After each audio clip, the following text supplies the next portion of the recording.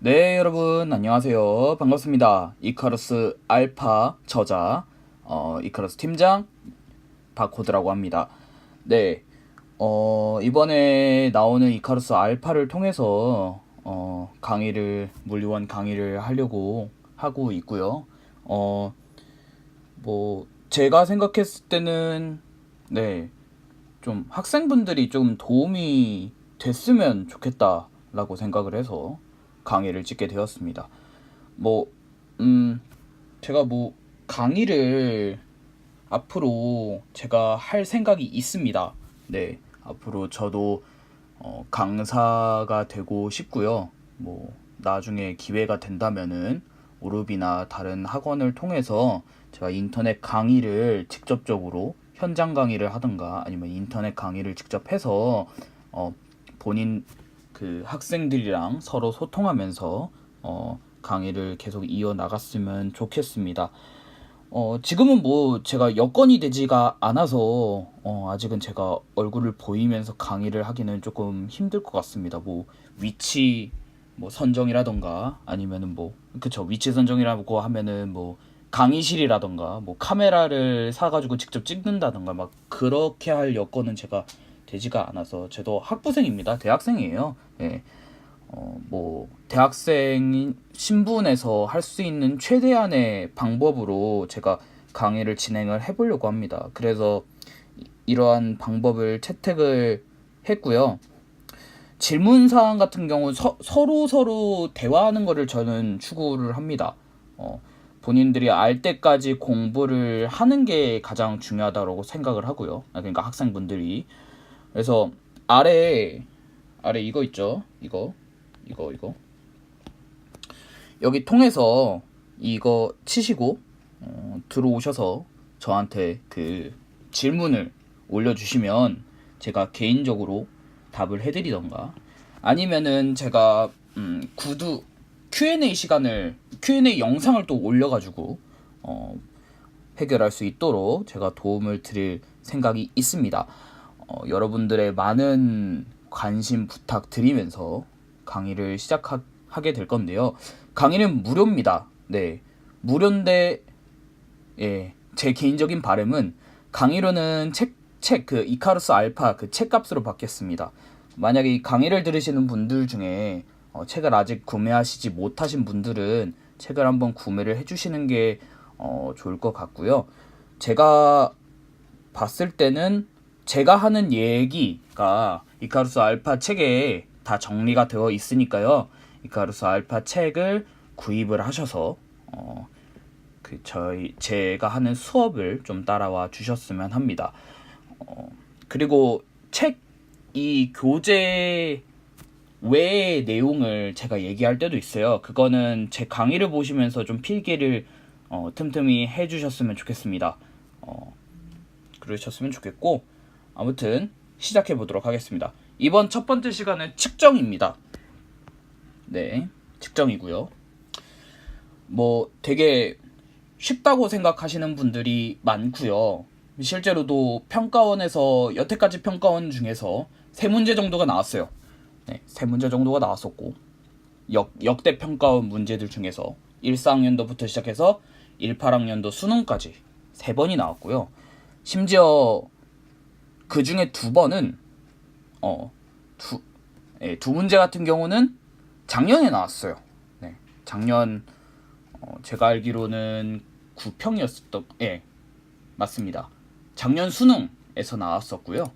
작년에 6평에서 한번 나왔어요. 이제 곧 보게 될 건데.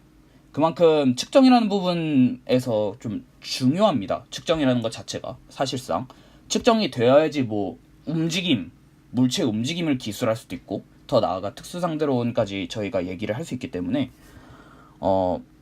한번 지금 보고 끝낸다는 생각을 하시고 한번 들어주시기 바랍니다.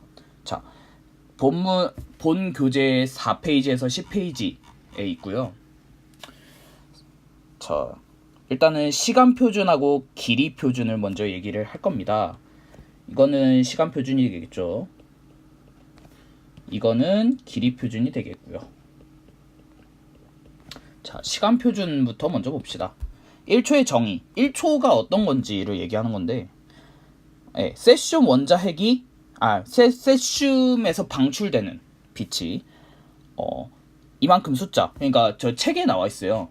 책에 몇 번이라고 나와 있는데 이거는 중요하지 않아요. 몇 번 진동하는데 걸리는 시간 할 때 그 몇 번, 그거는 중요하지 않고요.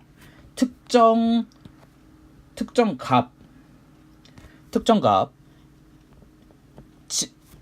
값을 진동하는데 걸리는 시간을 의미합니다.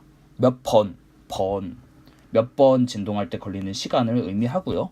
자, 길이 표준 1m의 정의. 빛이 진공에서 이만큼 초 동안 진동한 거리라고 되어 있습니다. 자, 여기서 중요한 거는 뭐냐면 초 동안 진동한 거리라고 되어 있죠. 자, 이게 무슨 뜻이냐? 길이 표준이 정의가 되기에 앞서서 시간 표준이 먼저 정의가 되어야 돼요. 이 뜻이. 이거 중요합니다. 왜냐? 1초가 정의가 되어야지만 몇 초 동안 진행한 거리죠. 죄송합니다. 진행한 거리인데, 그러니까 몇 초 동안 진행한 거리를 얘기를 할 수 있잖아요. 1초라는 게 정의가 되어야 되고 그 1초에 얼마만큼 동안 진행한 거리를 얘기할 수 있기 때문에 몇 초가 먼저 정의가 되고 그 다음에 초가 정의가 되고 그 다음에 길이가 정의가 되어야 합니다. 아시겠죠?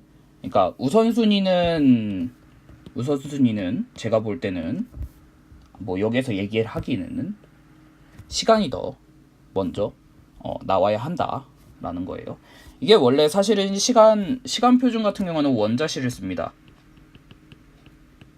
원자실을 쓰기 때문에 원자시가 기본적으로 오차율도 적다고 하고요. 뭐 여러 가지 있어요. 뭐 태양시라던가 아니면은 제가 지금 생각나는 건 태양시밖에 없네요. 태양시하고 원자시 이렇게 두 개 이상이 있는데, 아무튼 그것들은 다 공통적으로 시간을 표준을 정할 때는 자연에서 얻어지는 주기적인 현상을 가지고 합니다. 네, 뭐 그런 거고요. 그 다음 넘어가서, 자, 앙불구, 그 다음 페이지 앙불구가 나올 거예요. 5, 6페이지. 이거는 조금 이따가 설명을 할 거고요. 그 다음에 표준 시간대를 얘기를 할게요. 표준 시간대. 자, 표준 시간대가 뭐냐? 우리가, 자, 한번 생각을 해봅시다. 우리 지금 대한민국에 살고 있죠. 대한민국의 정반대편인 아르헨티나하고 우리나라하고 한번 생각을 해봅시다. 시간차가 나죠. 당연하죠. 왜냐면은 우리가 지금 해가 떠 있는데, 해가 떠 있다고 생각하면 아르헨티나는 밤이죠. 그쵸? 서로 반대 방향이 있으니까요. 그러니까 시간 차이가 존재할 수밖에 없어요. 공간에 따라서. 특정 공간하고 절대적인 시간이 존재하지 않나요? 절대적으로 이건 이거다, 저건 저거다 라고 하는 건 존재하지 않아요. 어떤 게 맞다, 어떤 게 틀리다, 그런 게 없어요. 아시겠죠?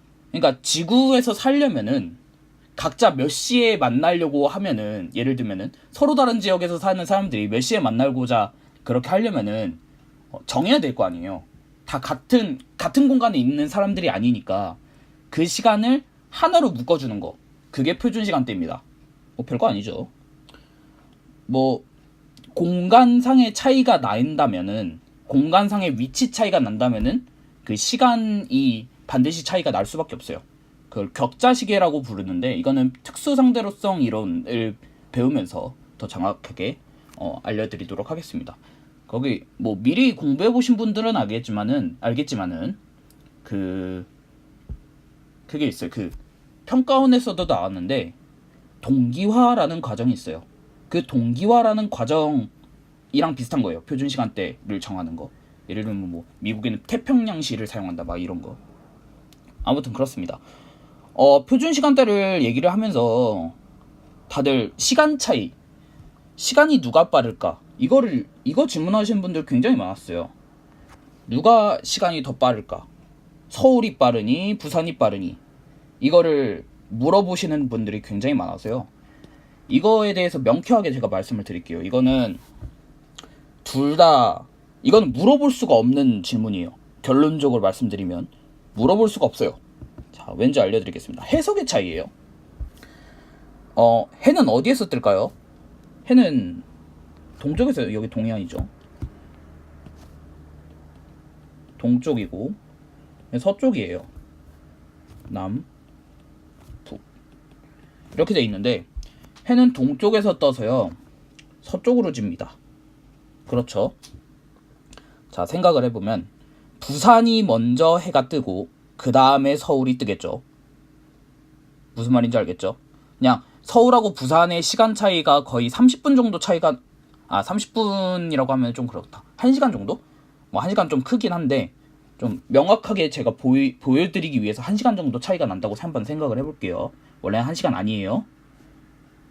그러면 해가 먼저 도착하는 시간대를 한번 생각해보면 서울이 만약에 남중하는 시간을 따져봅시다. 부산이 12시가 됐어요. 그럼 서울은 아직 12시가 오지가 않았죠. 11시에요. 11시. 1시간 차이가 난다고 제가 가정을 하면은.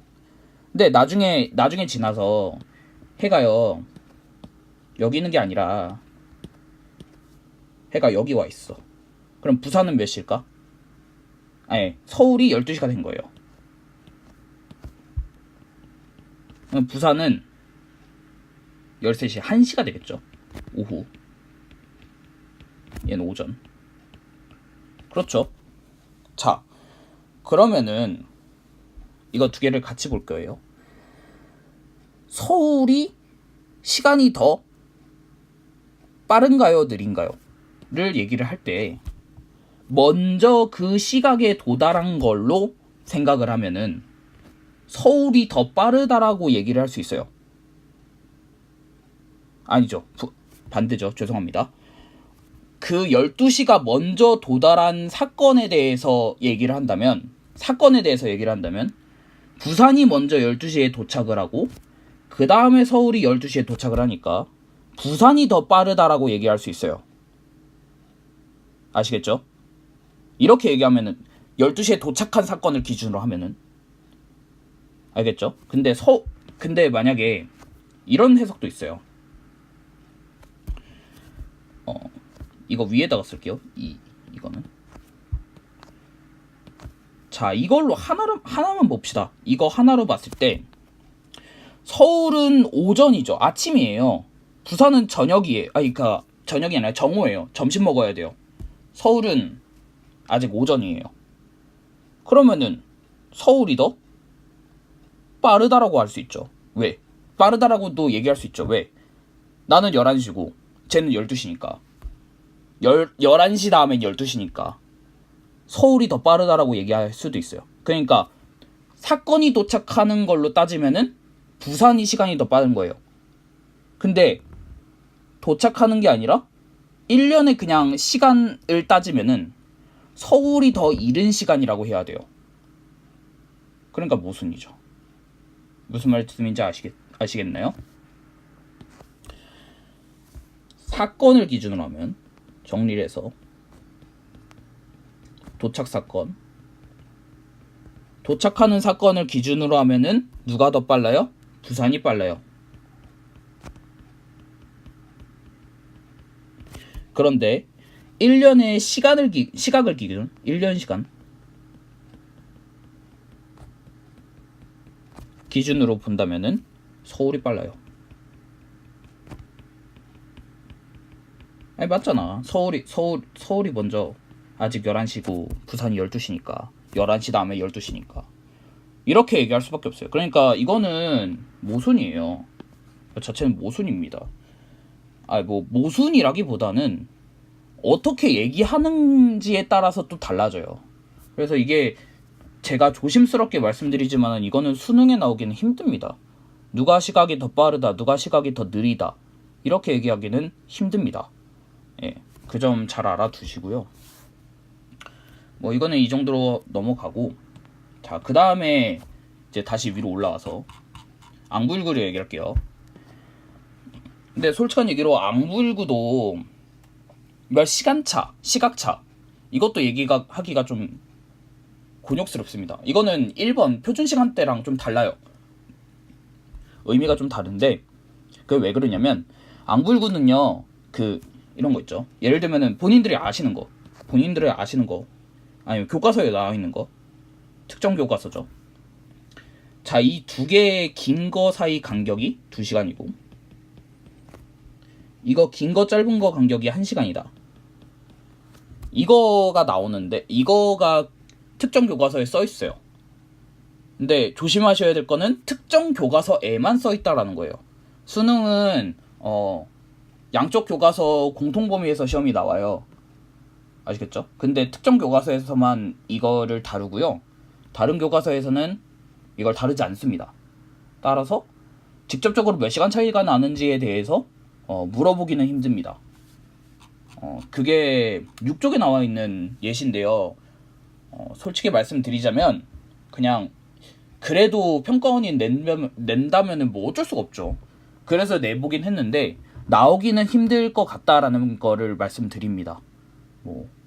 이게 제가 이걸 6페이지 이 내용을 왜 넣었냐면 교육청에 한번 나온 적이 있었던 걸로 기억이 납니다. 앙불구에서 시각 차이 그거를 물어본 경우가 있어서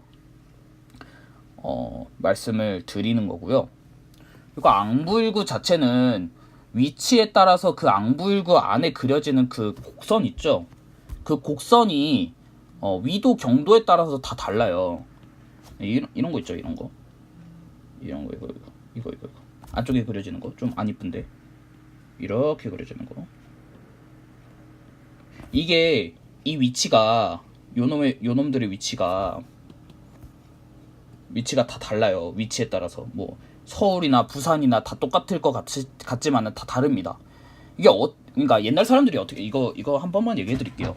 이거 옛날 사람들이 앙불구 어떻게 만들었을까요? 간단해요. 그냥 해가 그날 갔어요. 그날 가서 해가 뜨고 지는 거를 봐요. 그리고 그림자를 봅니다. 그 그림자가 이동하는 그 끝 경로 있죠. 그 끝 경로를 그냥 그려놓은 거예요. 원시적인 방법으로. 그러니까 수학적으로 계산해서 이거를 그려놓은 게 아니에요. 네, 그냥 그 그림자가 지나가는 거 그거를 그냥 그 경로에 따라서 딱 짝짝 그어놓은 거예요. 네, 별 의미는 없으니까. 그러니까 지역에 따라서 앙불구 모양이 달라요.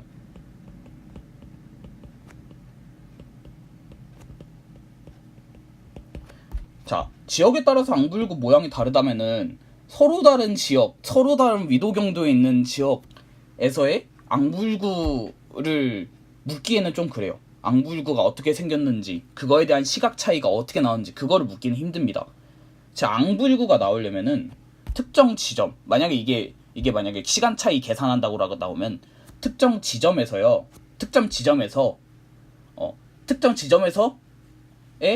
그림자의 길이를 보고 판단을 해야 돼요. 하는 문제가 나와요. 말이 좀 그렇네요. 첫 강의라서 그런가 봐요. 예.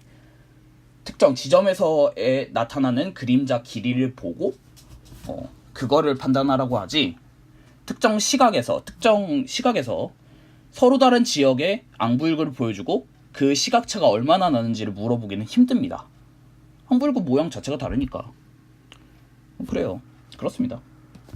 앙불구는 그렇고 또 앙불구 하면서 그거보다도 더 중요한 게 있습니다. 중요한 건 뭐냐면 중요한 것만 짚어드릴게요. 이거 수능에서 나왔던 거. 이쪽 방향이 뭡니까? 이거 지금 그린 거. 이쪽 방향이 북쪽이에요. 북극성 방향입니다. 북극성 방향을 기준으로 한 거고요. 동쪽, 서쪽, 남쪽, 북쪽이요. 자, 동서남북이 이렇게 결정이 됐죠? 이거는 지워버립시다. 동서남북이 이렇게 결정이 됐어요. 오케이? 그러면은 자, 우리 아까 해가 어디서 뜬다고 했죠? 이쪽에서 뜬다고 했죠? 동쪽에서 떠요. 동쪽에서. 이거 간혹 못 외우시는 분들 많은데 옛날 속담 중에 해는 서쪽에서 뜬다라는 해가 서쪽에서 뜨는 말을 하고 있다라는 말이 있어요. 네, 그거 왜 나온 말일까요? 그게 잘못됐으니까 그런 말을 했었겠죠. 그러니까 동쪽에서 뜨는 거예요. 해가 서쪽에서 뜨겠네. 가 잘못됐다. 그러니까 동쪽에서 뜨겠죠. 저는 그렇게 외웠어요. 미안합니다. 재미없었는데. 아무튼 해가 동쪽에서 여기 있어요. 이렇게 있는데 해가 동쪽에서 이렇게 있으면 이게 영침을 안 그렸네요. 영침의 그림자를 보는 겁니다. 영침의 그림자. 영침의 그림자가 어떻게 될까? 동쪽에 있을 때, 해가 동쪽에 있을 때 이렇게 되겠죠. 그림자가 원래 이렇게 생겼을 거예요. 이렇게 나와 있을 거예요. 그러다가 얘가 이렇게 이동을 해요. 그럼 이 그림자가 어떻게 이동할까요? 이놈의 그림자가 끝점만 그릴 거예요. 끝점만 이렇게 이동할 거예요. 그래서 이렇게 될 겁니다. 이건 요놈은 없어지겠죠. 이렇게 왔을 때. 그러니까 정리를 해보면 해는 동쪽에서 서쪽으로 갑니다. 서쪽으로 갑니다. 긴장 많이 했네요. 아시겠죠? 그냥 그림자는 반대로 서에서 동으로 갑니다. 아시겠죠? 이 정도만 알고 있으면 돼요. 이거 하고 또 맞아. 계절 있으면 계절. 내가 이거 왜 안 했지? 계절에 따라서 이 그림자가 좀 달라지는데 원래는 같은 시각대라고 봅시다. 영침이 이렇게 있고요. 여름일 때는 제가 그림을 여기다가 그리기는 좀 힘들어서 5번에 제가 그렸어요. 이거 그림들 잘 그렸죠. 5번에 2번에 절기선 그림 있잖아요. 거기에 6, 7월, 12월, 1월 이렇게 서 있죠. 거기 왼쪽에 보시면은 그림이 하나 있을 겁니다. 그림자 길이에 대한 그림이 있을 겁니다. 그거와 같이 남중고도가 그러니까 여름이 될수록 해가 높이 떠요. 해가 높이 뜨기 때문에 해가 높이 뜨면 뜰수록 어떻게 돼요? 그림자 길이가 짧아져요. 여름이 이 정도가 되고요. 겨울은 깁니다. 이렇게. 왜냐? 해가 낮게 뜨니까. 네. 그러니까 길이가 계절에 따라서 이 그림자의 절대적 길이가 달라진다라는 거 생각을 하시면서 문제 풀어주시면 좋겠습니다. 별거 없어요. 안 굴고. 자, 마지막으로 GPS입니다. GPS는 글로벌 포스팅 시스템이라고 부르죠. 네, 글로벌 포스팅 시스템. 이 GPS는 진짜 외울 거는 이거 4가지밖에 없어요. 네, GPS가 하는 방법은 뭐냐면 인공위성하고 수신기 사이 거리를 측정을 한 다음에 그거를 토대로 지구에 있는 곳의 위치를 판별하는 그런 장치죠. 거의 8쪽에 써 있을 겁니다. 네, 자동으로 위치 추적하는 시스템이다 라고 써 있고요.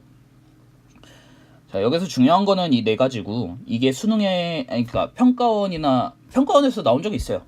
그렇기 때문에 이것만 좀 잘 보시면 되겠고 3번이 조금 특이할 거예요. 3번이 좀 특이할 건데 3번에 대한 설명을 좀 다시 해드릴 겁니다. 4번은 굉장히 중요해요. 4번은 평가원에 직접적으로 얘기가 나온 적이 있었고 1번 문제로 아무튼 이 인공위성이 있는데 인공위성이 이렇게 그릴게요. 그림 실력이 별로 좋지 않아서 인공위성 이 인공위성 안에 정밀 원자 시계가 탑재가 되어 있어요. 그러니까 오차율을 좀 줄이기 위해서 원자 시계가 탑재가 되어 있고요. 그렇습니다. 여기 안에 있다는 거, 이 인공위성 안에 있다는 거 잘 알아두시고 그 다음에 얘가 수신기랑 서로 주고받는 이 신호 자체가 마이크로파예요. 이런 거. 두 번째 거. 별거 없죠? 마이크로파를 통해서 이거 뒤에 가면 알겠지만 전자기파 속력은 진공에서 C입니다. C가 뭐냐면 빛의 속력. 빛의 속력으로 왔다 갔다 해요. 그러니까 정밀하게 측정을 하기 위해서 안에 원자 시계가 탑재가 되어 있고 그다음에 서로 주고받을 때는 마이크로파를 통해서 수시 정보를 송수신하는 거죠. 그 다음에 4번을 볼게요. 4번. 인공위성의 위치 시간 정보를 수신한다. 자, 여기서 뭘 밑추쳐야 되냐면 인공위성의 위치예요. 인공위성의 위치하고 시간 정보를 송수신하는 겁니다. 인공위성 자기가 어디 있는지에 대한 그 정보를 자동차 그 GPS 거기에다가 주는 겁니다. 네, 그런 거고요. 인공위성이에요. 인공위성. 교과서에 나와 있어요. 인공위성의 위치, 시간 정보를 송수신한다 라고 써 있고, 자, 3번은 이거는 이 주제를 가지고 나오긴 힘듭니다. 네, 제가 8쪽, 9쪽에 설명드린 내용이 그거거든요. GPS가 몇 개나 쓰이나 그런 걸 얘기하는데, 교학서에서는 4개가 한 조가 되어서 같은 6개의 궤도면을 따라 움직인다 라고 되어 있고요. 천재교육은 그냥 6개라고 되어 있어요. 네, 그렇게 되어 있고, 둘 다 똑같은 거는 24개를 쓴다라는 게 공통적인 거고요. 뭐 교과서에서 이렇게 말에 대한 차이가 있기 때문에 이거는 수능에서 나오기는 힘듭니다. 네, 그렇고요. GPS의 기본 원리는 거리를 측정하는 거, 자기하고 그 위치 사이의 거리를 측정하는 거, 그거에 있다라는 거 알아두시고요. 뭐 진짜 왜 최소 4개예요. 최소 4개. 원래는 최소 4개인데 교학사는 최소 4개라고 써 있어요. 천재교육은 최소 6개라고 돼 있고요. 뭐 최소 4개가 되는 공간적 이유가 있어요. 공간적 이유 플러스 시공간적 이유가 있어요. 시간적 이유. 이렇게 있는데, 공간적 이유 이 4개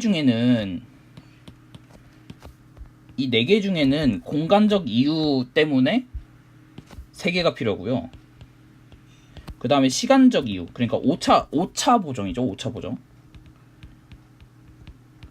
오차 보정을 위해 1개가 더 필요합니다. 네, 일단 교학서가 얘기하는 거는 그거고, 천재교육이 얘기하는 거는 그냥 없어요. 그냥 6개, 최소한 6개가 필요하다라고만 얘기가 나와 있습니다. 그 공간적 이유에 대해서는 8페이지, 9페이지, 10페이지를 통해서 제가 자세하게 설명을 해놨으니까요. 책을 보시면서 참고하셔서 문제 풀어보시면 될 것 같습니다. 뭐 시간 표준, 길이 표준, 측정에 관련된 내용이고요. 그 다음에 문제 풀어봅시다. 기출문제. 항상 몇 번에 나왔어요? 1번에 나왔어요. 1번에. 네. 자, 1번 봅시다. 이거는 18 수능입니다. 18 수능. 수능에 나왔어요. 수능에 나왔으니까 여러분들 공부를 하셔야 된다고요. 아시겠죠? 자, ABC가 앙불구에 대하여 대화하고 있는 모습을 나타낸 것이다. 자, 학생 A. 누가 옳은지에 대해서 판별하는 거죠. 학생 A. 영침의 방향이 동쪽을 향하여 설치해야 돼. 오, 아니죠. 이거 저 솔직한 얘기로 이거 공부 별로 못했었어요. 그냥 잘 안 하고 있다가 이런 문제 나와가지고 좀 당황하긴 했어요. 이건 당연히 북쪽입니다. 이건 알아야 풀 수 있어요. 그러니까 알아야 풀도록 나오니까 잘 알아두셔야 돼요. 문제. 그 거의 뭐 대부분 학생들이 얘기를 하는데 이런 부분을 지엽적이라고 얘기하는데 솔직히 이건 지엽적인 게 아니고요. 지식적인 겁니다. 반드시 알아야 될 물리학적 소양이에요.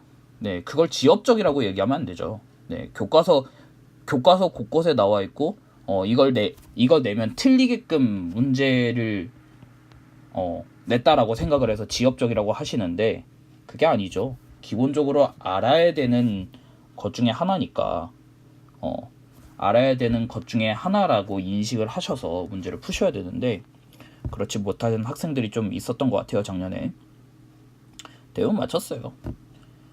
친절하게 냈어요. 그리고 자, A는 거짓이죠. 왜 친절한지 알려드릴게요.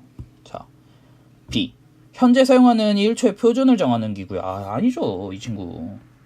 물리 공부 좀 더 하셔야겠어요. 예. 1초의 표준을 정하는 도구는 뭘까요? 이거는 세슘 원자식이죠. 원자시계. 1초의 표준을 정하는 기구. 세슘 원자시계에서 나오는 세슘 원자에서 나오는 빛의 진동수, 몇 번 진동하는지 그거에 따라서 1초가 정의가 되는 거죠. 그 다음에 학생 C. 안쪽에 그려진 선들은 절기와 시각을 나타내. 절기와 시각을 나타내. 이건 맞죠. 시각을 나타내는 거는 이 가로선. 시각을 나타내는 거는 가로선. 절기를 나타내는 거는 세로선. 이렇습니다. C가 맞기 때문에 정답은 2번이 되는 거죠. 이게 왜 친절했냐면 요 놈을 모르면은 요 놈을 모르잖아요. 얘네가 맞는지 틀린지 모르잖아요. 예. 만약에 맞다고 치면은 A씨가 맞는 거잖아요. 근데 A씨가 보기에 없어요. 예. 친절하게 됐죠. 틀리지 말라고. 네. 그러니까 이게 평가원이 얘기해주는 그게 뭐냐면 그냥 이 정도는 알아둬라 라고 무언의 말로 얘기한 것 같습니다. 네. 뭐 무난한 문제였죠. 그 다음에 18학년도 6평 문제죠. 18학년도 6평 문제.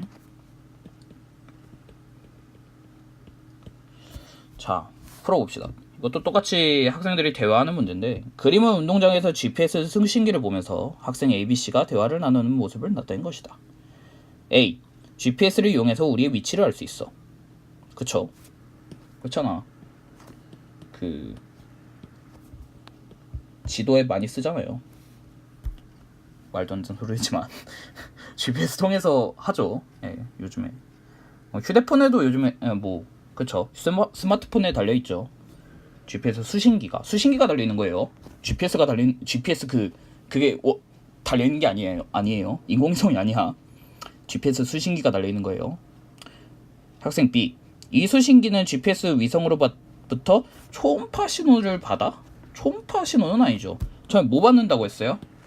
마이크로파 받는다고 했죠. 초음파 가지고 질문 많이 해요. 이런 거 같은 경우 초음파랑 전자기파랑 무슨 차이가 있느냐, 그건 나중에 3단원 가면은 초음파에 대해서 조금 더 자세히 알려드리도록 하겠습니다. C. 이게 좀 중요해요. 이 수신기가 받은 신호에는 GPS 위성의 시간 정보가 들어있어. GPS 위성의 시간 정보가 들어있습니다. 아시겠죠? GPS 위성의 시간 정보가 들어있기 때문에 C는 맞는 겁니다. 정답은 3번이 되겠네요. 무난한 문제였지만 중요한 거는 요 놈이었어요. 이거 되게 헷갈려요. 학생 C. 잘 알아두시고, 지식적인 문제라고 얘기를 하시는, 아까도 말씀드렸지만 지식적인 문제라고 생각하시면은 한도 끝도 없습니다. 네.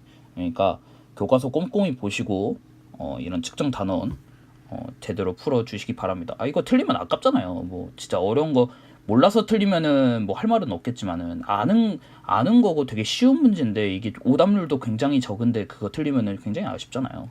그러니까 교과서 보시고, 교과서하고 EBS보다는 교과서가 낫습니다.